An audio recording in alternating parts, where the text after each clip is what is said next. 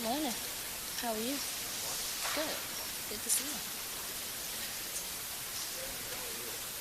Okay, let me get my cue from whoever I need to get it from.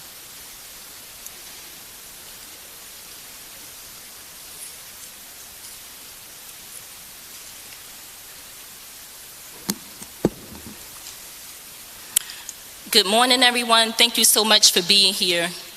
We are here today to have a conversation and to introduce the bill that is being implemented by Senator Mendez.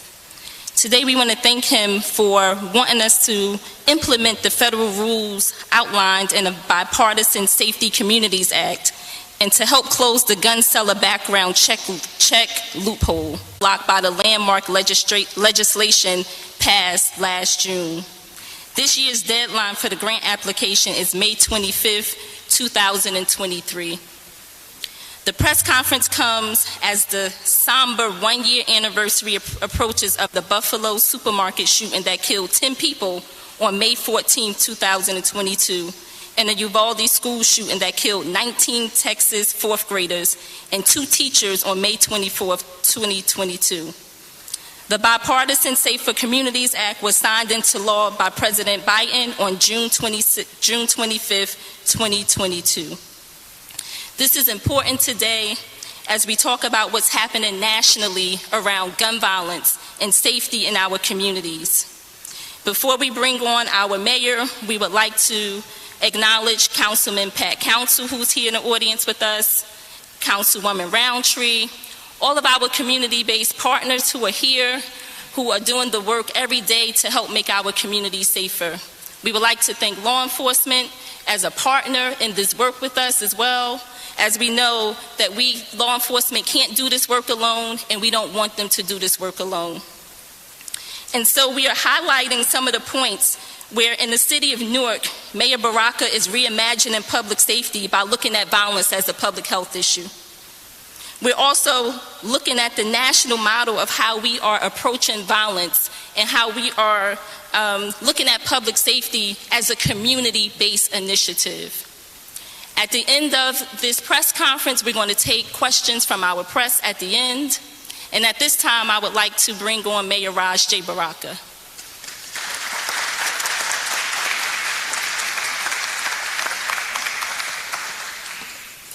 Thank you, Lakeisha.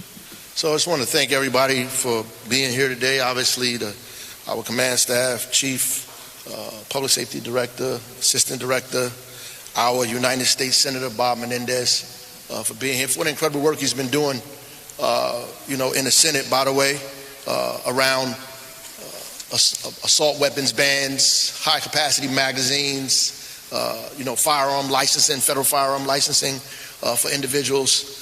All of the things that we have here in New Jersey to have some of the most strict gun laws in the country. The problem is there are other gun laws in other states that encroach upon New Jersey's safety, and so the work that Senator Mendez continues to do is incredibly paramount and important to us here in New Jersey, and specifically Newark. We are struggling now with being able to carry guns in public places that the state has banned and now is in court. And we, again, thank Senator Mendez for his support and help around that. I do want to say that the Biden administration has been probably the most helpful in a very long time, making sure that money goes to organizations and strategies that are alternative to just policing in these cities across the nation, understanding that violence has to be treated, as Lakeisha said, as a public health issue. And all of the partners that we have here standing with us here in the city of Newark and the work that we're doing every day, tackling a very big problem, very intractable and entrenched problem here in the city of Newark and throughout the state of New Jersey. And we know that problems this big and this heavy needs a lot of people to help carry it down the path that we want to go on. And that is our community partners here, the state government, the county government, our municipal council, the local organizations here, our police department, who's doing a yeoman's job. By the way, I think our closeout rates in homicide is probably some of the highest in the country right now. So they're doing a hell of a job closing out some of these cases, Senator, because sometimes people complain not just over policing, but there's under policing too. Folks refuse to do their job, but we're doing our job here in the city of Newark. And again, just want to thank Senator Mendez for all of the work that he's doing on a federal level to make sure that we have the support and the funding to do the work here in the city of Newark. And the bipartisan Safer Communities bill, we support it here in the city of Newark. We need it here in the city of Newark. We are putting out an RFP ourselves, and we need more assistance and more resources and more money to send to community-based organizations that have been doing this work for 10, 15, 20 years to support our police department, to make sure that we reduce violence, guns, trauma in our community. Because mass shootings just don't happen in schools, in suburban communities. They also happen in front of bars in the city of Newark and on corners where people congregate to have access to automatic weapons and high-capacity magazines that are brought in from states outside of New Jersey. So thank you. I appreciate everybody for coming out today. Looking forward to some questions.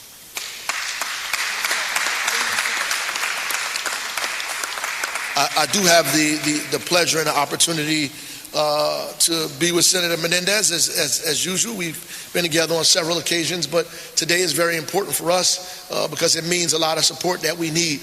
We've had a rough couple of past 2 weeks here in the city of Newark, and we need some support, and I'm glad the support help is on its way. So with that being said, we are pleasured and our honor to have Senator Bob Mendez with us here in the city of Newark.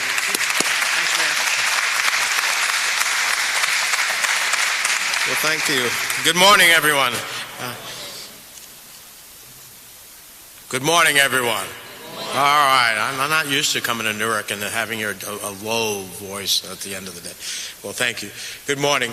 It's great to be here. I only wish that Mayor Baraka had told me he was wearing his pink sneakers. I would have bought mine to compliment his. I saw all the ladies were watching as you walked in, Mayor. But thank you very much for hosting us here and for your leadership. It's great to be back in Newark with you, with champions for public safety like Director Frazee, Chief Miranda, all of the distinguished Newark Police Command that is here, which I think is a testament to the importance of what we are trying to achieve. Mr. Durden, as well as advocates for every town for gun safety, Chelsea Parsons, and to our distinguished members of the council who joined us as well to express their support of what we're doing. You know, these are this event was envisioned and scheduled well before the most latest set of tragedies we face. I know here in Newark, we just very recently faced a tragedy. And Mayor, your poignant words from last week are still resonating as we grieve the senseless killing of a man and an 8-year-old boy. An 8-year-old boy. Nothing can ever prepare you for having to respond to that situation, for having to be in that room as a mayor and as a parent of 3 daughters. So I want to thank you for your leadership in that moment of heartbreak. Our thoughts and prayers are also with the people of Allen, Texas, as they have just suffered a very significant tragedy. But I am tired of thoughts and prayers. Although they are worthy and definitely something that we should offer, there seems to me that we need to be doing a lot more than that, and that's what I want to talk about. I appreciate everybody who is engaged here in one form or another for the tireless efforts to provide safety and security for those who call Newark home, who call New Jersey home, to the frontline first responders who protect our communities day in and day out. I want to say on behalf of a grateful state, thank you for your dedicated and selfless service to our community. We need not wait until, God forbid, something happens to one of you to express our thanks and gratitude. And I want to do that today. I know it kicks off National Police Week, and there's an annual bike ride to Washington, D.C. So it's my honor to be here today, and I wish you all good luck as you celebrate the incredible contributions you provide to our state and to our nation. Now, we're here today because last summer Congress passed and President Biden signed a landmark public safety bill known as the Bipartisan Safer Communities Act. The bill, was the first federal gun safety law that passed in Congress in almost 30 years. 30 years.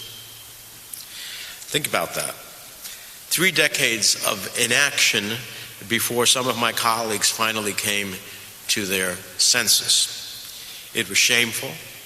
Shameful that it took so long, and shameful that so many tragedies had to happen in that span.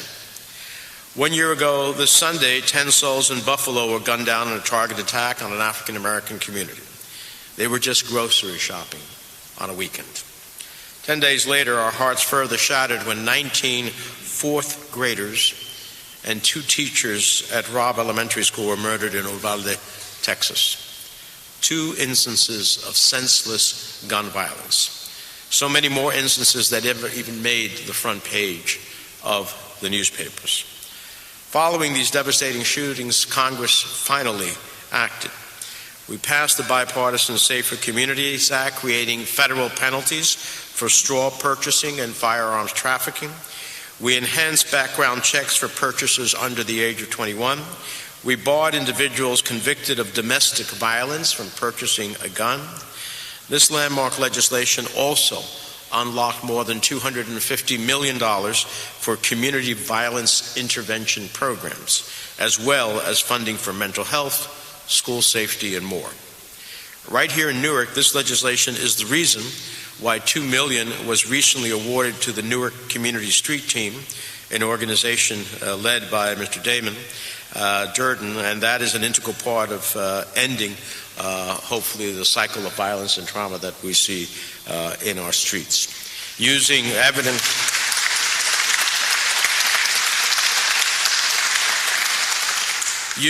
evidence-based, trauma-informed approaches, the Newark Community Street Team, I think, is a model for the country, deploying outreach workers and interventionists to mediate disputes,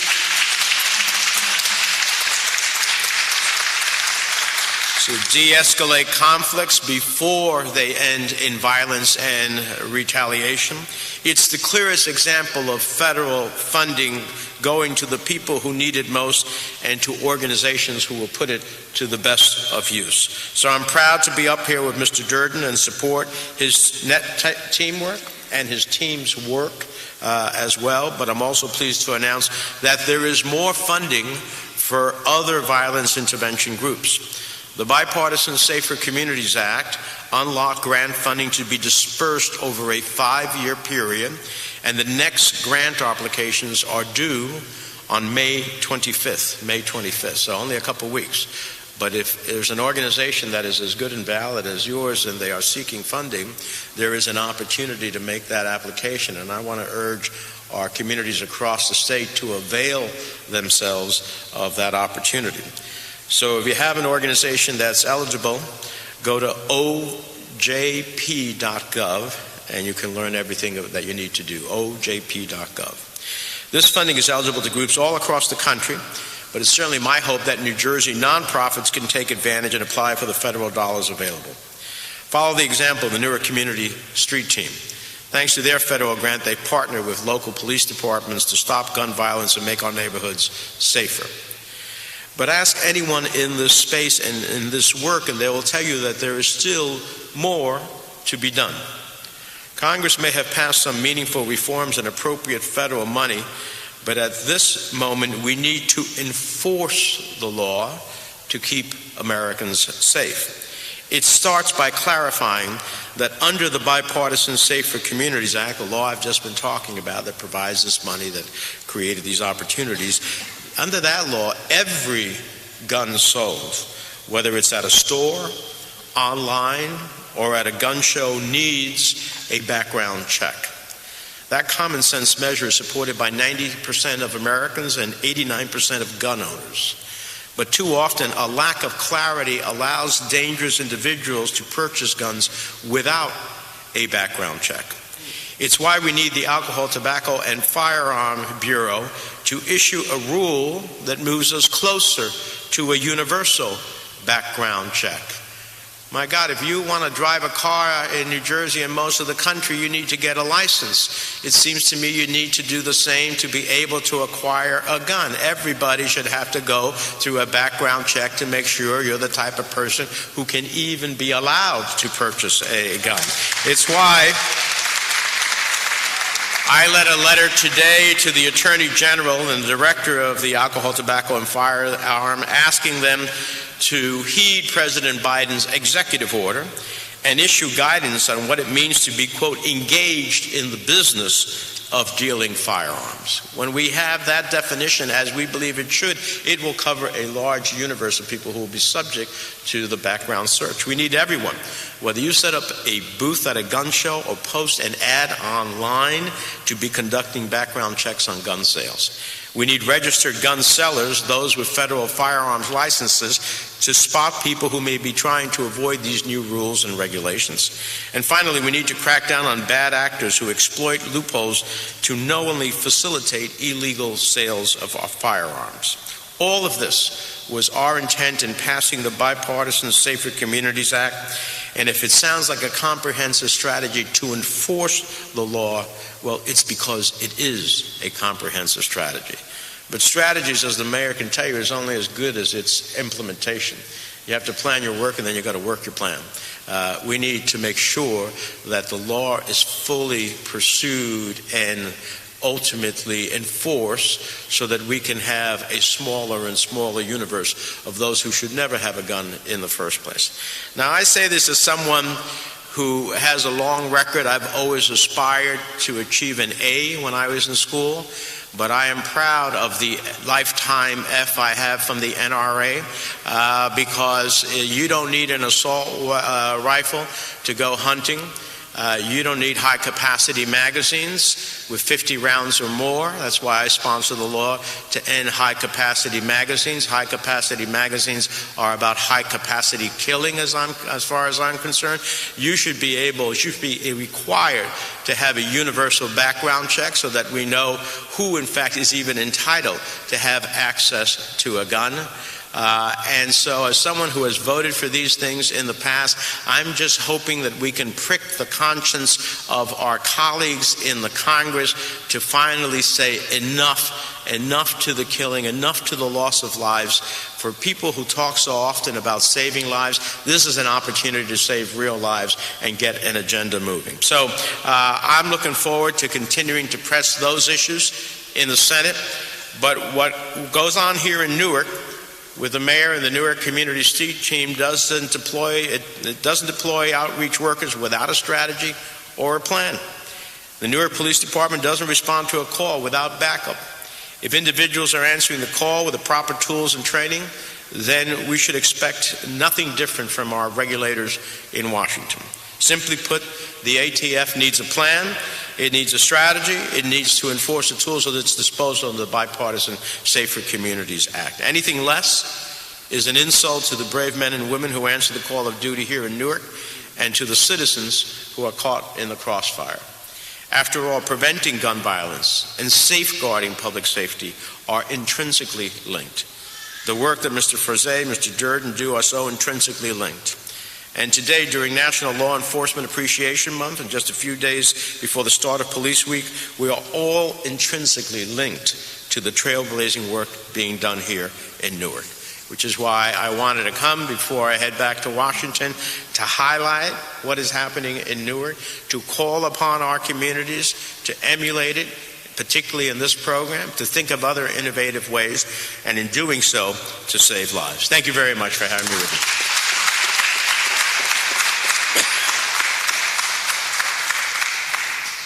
Thank you again, Senator. At this time, I would like to acknowledge our Council President, LaMonica McIver, is here with us. I would like to also acknowledge our Executive Director for the Brick City Peace Collective, Kalisha Wingfield Hill.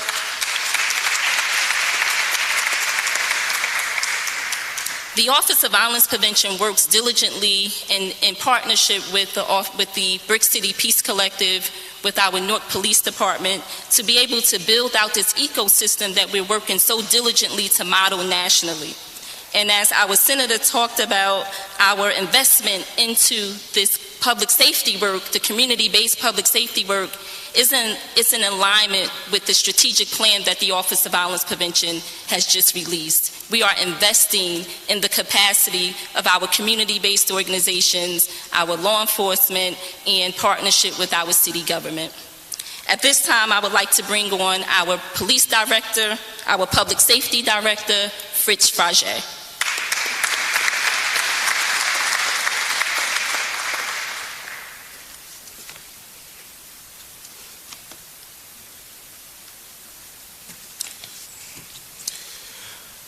Good, is it morning now? Good afternoon, it's 12:01. Good afternoon, everyone. Come on now, good afternoon, everyone. First, I'd be remiss if I didn't have to repeat and reiterate thank you to the council members of the city of Newark, which is Council President McIver, Councilman Council, and Councilwoman Roundtree. Their support, we've gotten several classes with the Academy, Police and Fire. Their support is integral to the success of the police department, the success of the relationship between the community and the police. So thank you for all your hard work and support.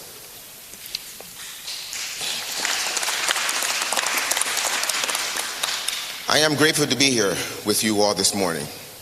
This is because we are witnessing the vision of Mayor Ras Baraka being actualized on a national level through this groundbreaking legislation. President Biden's signing of the Bipartisan Safer Communities Act categorically affirms the city of Newark as a national model for addressing crime as a public issue. I'd like to particularly thank Senator Mendez for all of his support in pushing this legislation through, and also for the $200 million that currently we're getting several million to assist in Newark, which is really appreciative. Thank you for being here.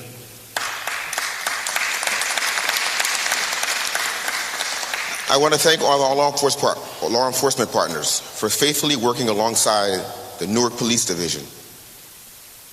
I am grateful for the community-based violence interrupters, we call them, including the Newark Community Street Team and others under the umbrella of the Brick City Peace Collective. A special thanks to the Office of Violence Recovery and Trauma Prevention. They're the umbrella that embraces all those groups so they can do the job in Newark successfully.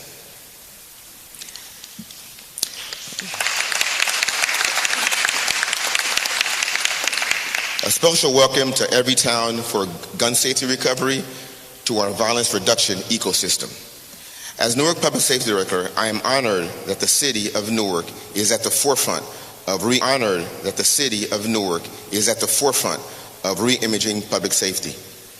The Bipartisan Safer Communities Act recognizes Newark as a leader in the work of formally including the public as an integral component of public safety. Prior to this, the police department would go to a job and they would have to be a social worker, a doctor, a psychologist. Our current ecosystems lets our police officers do their job, and we have the Office of Violence Prevention to take that lead on in aiding the community to find resources to help them out after a violent act has been committed.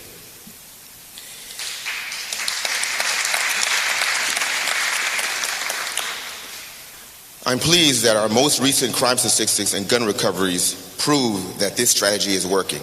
Last year, Newark City had the lowest number of homicides in over 60 years.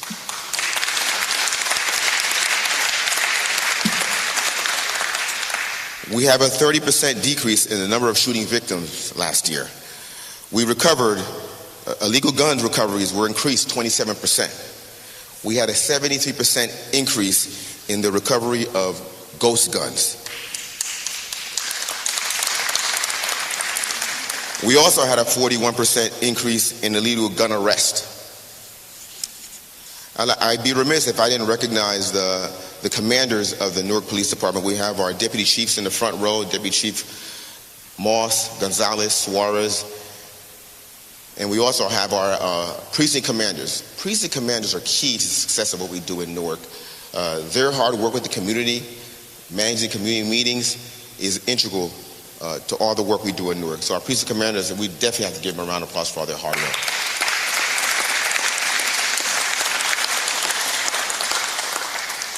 No, I did not forget Deputy Chief George, who's in the front row. These added programs will offer Newark youth a clear path to a successful future. And those people who currently believe that violence is their only option will receive alternative avenues and measures to go towards. On behalf of Newark Public Safety Director of Operations Sharonda Morris, Police Chief Amanda Miranda, and the entire Newark Police Command staff, I thank President Biden for signing this bipartisan Safer Communities Act. We are especially grateful that it supports the collective goal of Newark Police, our law enforcement partner, and especially the Office of Violent Prevention and Trauma Recovery. Our community-based violence interrupters, along with Evertown, to drastically reduce gun violence in Newark City. Thank you.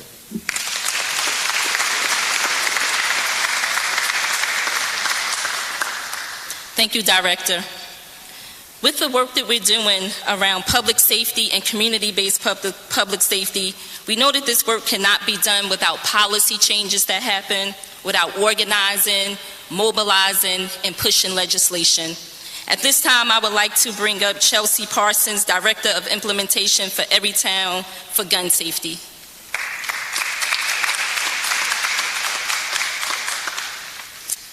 Thank you. Good afternoon. I'm really pleased to be here today, and I really appreciate the invitation. And I'm going to start by thanking Senator Mendez for being a tireless leader and champion for an incredibly difficult issue in an incredibly difficult city, a couple miles south of here. I want to thank Mayor Baraka as well for your leadership, for being such a vital member of Mayors Against Illegal Guns. We appreciate your partnership and your commitment to ending gun violence in the city. My name is Chelsea Parsons. I'm the Director of Implementation at Evertown for Gun Safety, the nation's largest gun violence prevention organization. And I want to take a moment to acknowledge the tragedy in Allen, Texas yesterday, which is only the most recent in an unending list of tragedies that just continue to remind us of the need to do more to end all types of gun violence in every community. After the tragic shootings last year that were coming up on the anniversaries in Buffalo and Uvalde, the entire nation again called out for action, echoing the pain felt by many communities every day that bear the burden of our nation's gun violence epidemic that never make the headlines. And while we have become accustomed to a ritual in Washington, D.C., where we have a horrific shooting, tragedy, and a round of thoughts and prayers and a round of policy debate, and then not much to show for it. Last summer, the Senate heard our pleas, put aside partisan differences for the first time in decades, and passed the Bipartisan Safer Communities Act, which really is a truly significant piece of federal legislation. As Senator Mendez said, it was the first federal gun safety legislation passed in 30 years. It does a number of really important things. It enhanced background checks for those under the age of 21. It provided $750 million to support state crisis intervention programs like red flag laws. It helps ensure domestic abusers don't have access to firearms. And it does so much more than that. But this law is absolutely not the finish line, but it will save lives, and the impact is already being felt here in New Jersey. Earlier this year, the Department of Justice awarded $5.3 million to the state of New Jersey to jumpstart a campaign to invigorate use of the state's extreme risk protective order law. This funding is going to support public education and awareness, training for law enforcement, engagement with the community to ensure that this life-saving law is put to maximum use as a preventative tool to help prevent horrific acts of gun violence, including gun-related suicides. This is just the beginning of the federal funding that was increased by the Bipartisan Safer Communities Act. There's other funding that is available to support state and local efforts to protect students from violence in schools, to increase investments in community-based violence intervention programs like the ones we're hearing about today in Newark, and to increase access to mental health and behavioral health services. But the work of making sure that this law is properly implemented and fully enforced is far from over. And we at Everytown are eager to continue working with leaders like everybody here today to help ensure that these resources make their way into the communities that need them most and who are best positioned to know how to spend them and how to use them. Just this March, President Biden issued an executive order directing ATF to take action to get as close to universal background checks as possible, as the Senator mentioned, by using the Bipartisan Safer Communities Act to make sure that individuals who are conducting commercial sales of guns are also conducting background checks, just like every gun dealer is required to do. We need ATF now to finish the job and to issue some regulatory guidance to that effect, and I want to thank the Senator for leading the letter today going to ATF leadership demanding that they do so. Our fight to end gun violence did not end with passing a single law, and the incidents that we kind of are bombarded with almost every day, it seems, just keeps reminding us how much more we have to do. But I stand here today feeling hopeful, surrounded by leaders who are taking those steps to try to make all of our communities safe, and surrounded by community leaders who are doing that work every day on the ground, often without recognition, without any thanks. And so I am standing here in a hopeful place today. I appreciate being here with all of you, and we at Everytown look forward to continuing to be partners to help make all of our communities safe from gun violence. Thank you.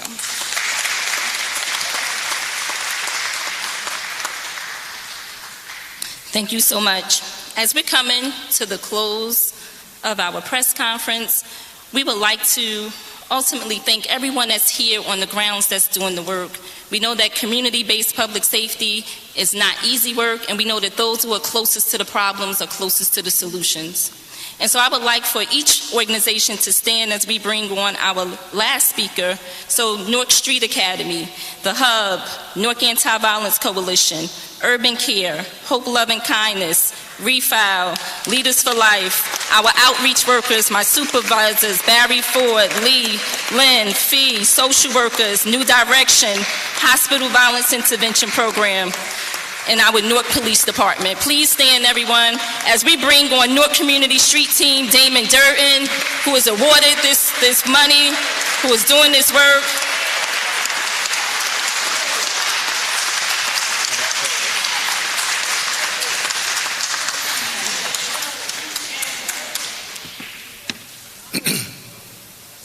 Peace and blessings, everyone.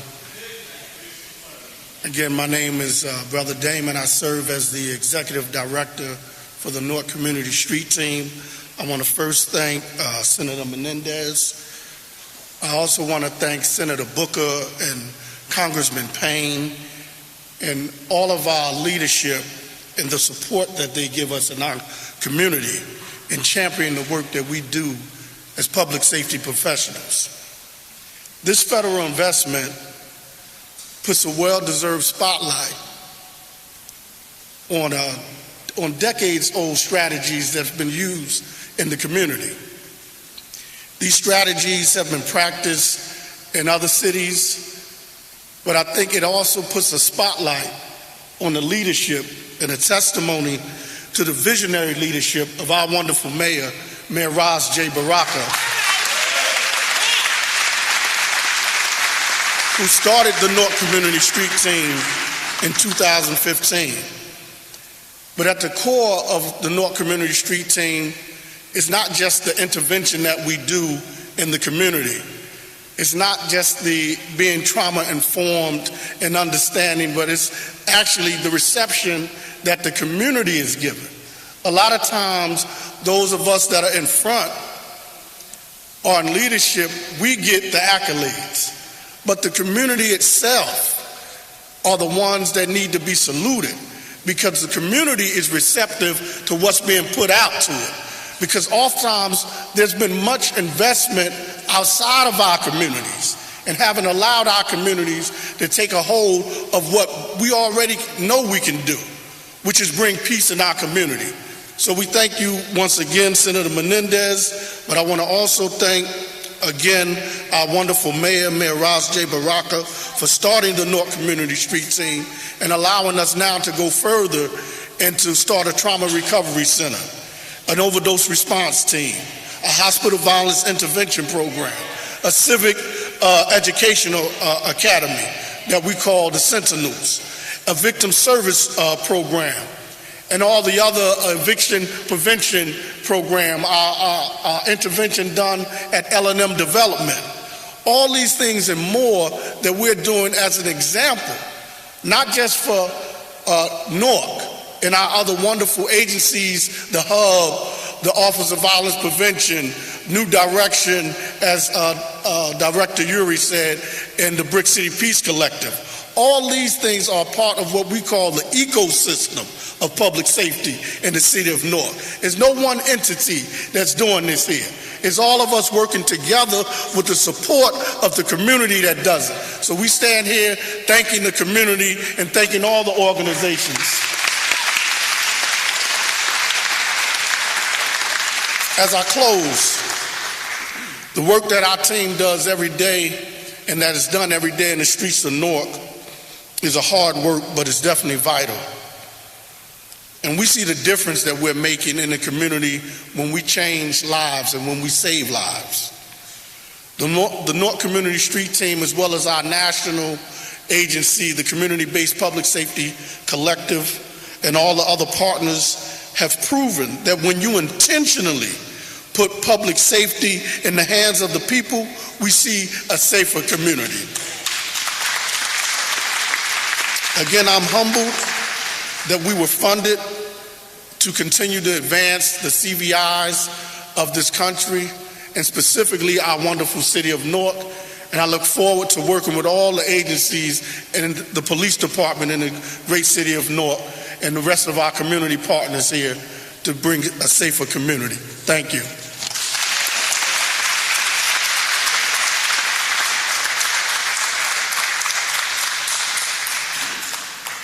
At this time, we're going to close, and again, we thank our Senator Mendez for bringing forth this bill, a comprehensive bill that works to end the pandemic and the epidemic of gun violence in America. We thank our Mayor, Raj J. Baraka, our Public Safety Director, our council people, and all of our community-based partners that are here with us today. At this time, we're going to open for questions from the press only. Please stay on message and on topic for what we're talking about today. Thank you.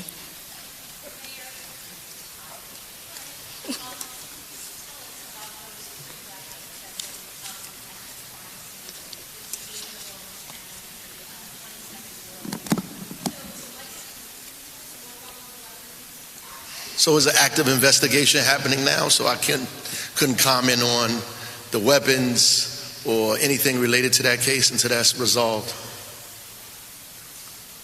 And any questions about that, you know I'm going to give the political response. There's going to be that for the rest of the day, that I can't comment on that because it's actually the truth, though. Yeah.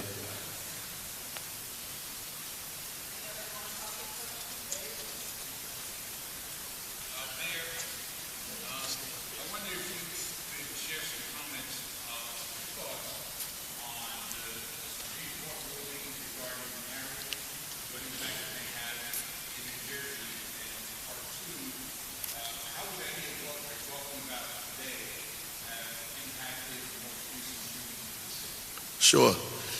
Obviously, you know that the Supreme Court is weighing in on our ability to kind of limit where you can carry guns at in public places. You know, it's problematic for us because some of these places can be dangerous, whether you're in a bar with alcohol and music and all of those things at the same time.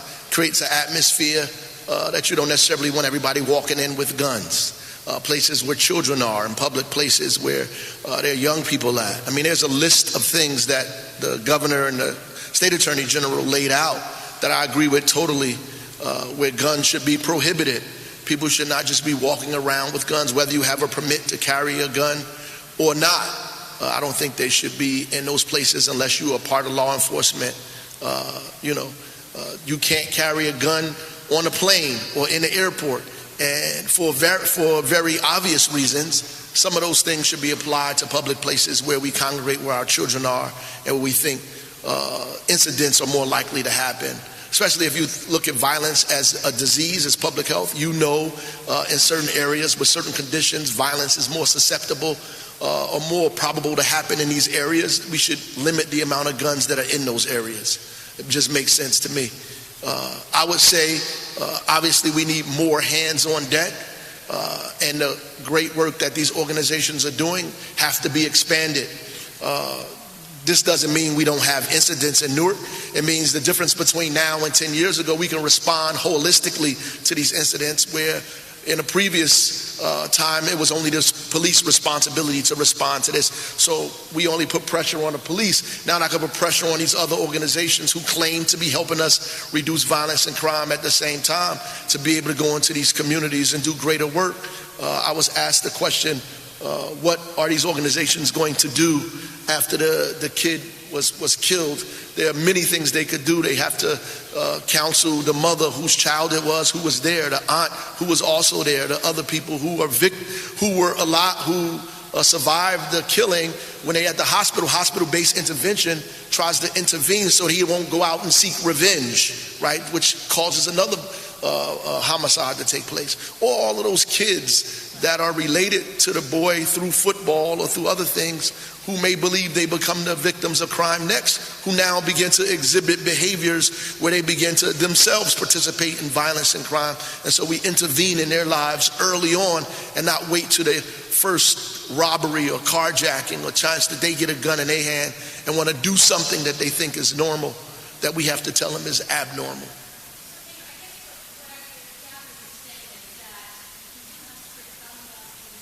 Yes.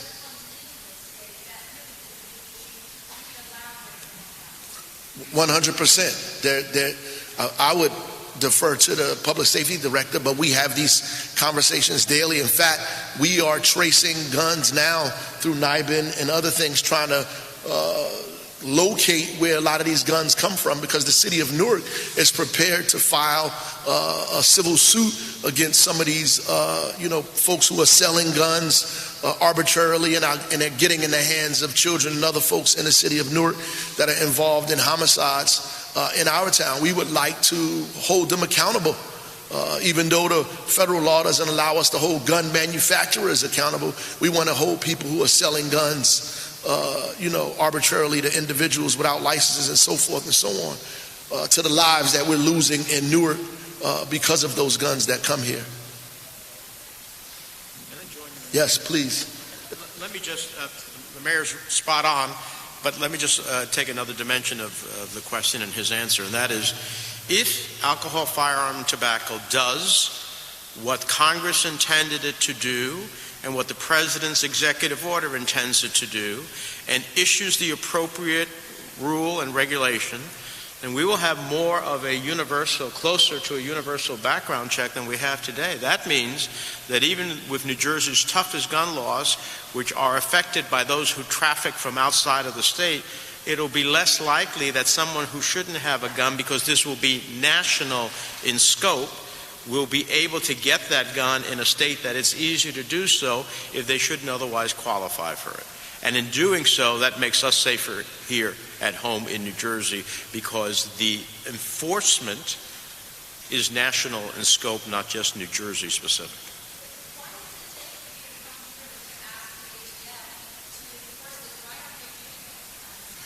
Well, they have not issued the regulation yet, right? So, the executive order is relatively recent, and so they have to go through a rulemaking process. What we want them to do is not to be caught in the crossfire of those who will say to AFT, alcohol, tobacco, and firearms, don't do that. That's not what was intended. Do something less than that. And there will be senators and members of Congress who will say that to ATF. We want a chorus of voices, not just Congress's voices, which passed the law and has to express exactly what we meant by the law, because very often we pass a law and then they don't necessarily enforce it the way that we meant it to be enforced. We're being very clear. This is how we want the law enforced. This is what we voted for. This is what we intended, number one. And we want a chorus of voices of people from across the country who say, hey, ATF, this is exactly what we want to see for the protection of our communities. If we do that, we'll get the right rule despite whatever pressures ATF may face, and we'll ultimately be safer as a result of it.